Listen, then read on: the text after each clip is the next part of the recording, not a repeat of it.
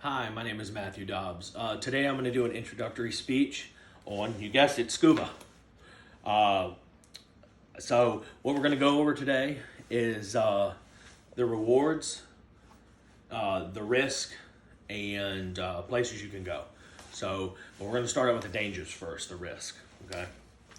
Uh, a lot of individuals are scared to go outside of their comfort zone because they may have heard horror stories or anything like that. But scuba is actually it's an extremely safe sport if you do it correctly. So let's go over some of the dangers. Okay, decompression sickness, which pretty much means nitrogen. You're ascending to the surface too fast.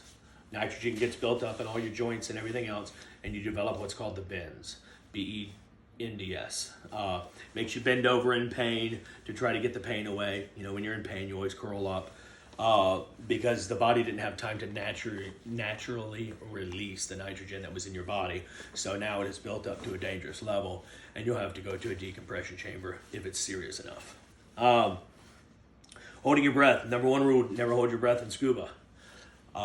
If you hold your breath in scuba, your lungs could burst. It's like taking a balloon fully inflated to the surface, taking it down 10 meters. It's going to compress. The air is going to compress. Well, what happens when you bring it back up? It's going to do that. Well, if you have that air in your lungs when you're going up and you're not breathing in and out, your lungs are going to overexpand and possibly burst. Narcosis. Narcosis is when you're down and nitrogen levels get too high, and obviously again, but it affects your brain. It makes you feel silly and everything else, but you're disoriented. You may make bad decisions, okay? So that's why you always dive with a buddy. They can help you out of the situation. Equipment malfunctions, okay? Let's go over equipment actually. Scuba. Scuba means self-contained underwater breathing apparatus. And I do not have my breathing apparatus on me because it's too heavy.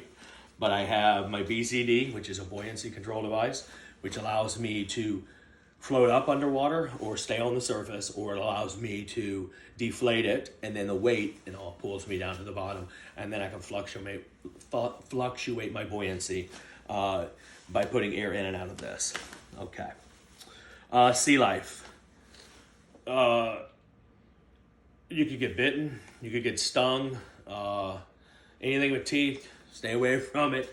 Don't touch the coral. Don't just leave it how you found it.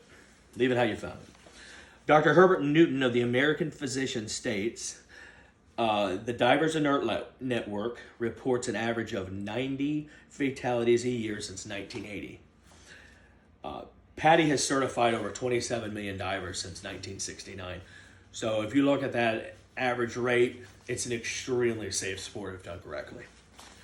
Rewards, greater respect for the environment. Every time I'm down there, I go down, I take a basket, or not a basket with me, a mesh bag, and I pick up trash because there's always bottles and cans and whatever, toothbrushes and everything in the middle of the ocean.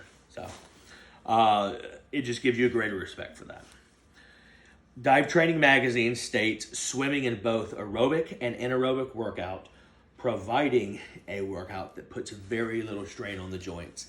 If you have bad joints and hips and back and neck like I do, 12 surgeries, once you're in the water, it's nothing to get around. It's your buoyancy takes care of itself, so there's no stress on you. Deep, steady breathing, like when you do underwater with your air source and your regulator, it helps actually relieve stress and calm attitudes. Travel. It allows you to travel, see new things. If your partner does it, then it allows you to do things with your partner also. Darren Davis and Clem Tisdale from the Journal of Economic Management states recreational diving is an important and growing component of the international tourism market and is heavily reliant on natural marine areas.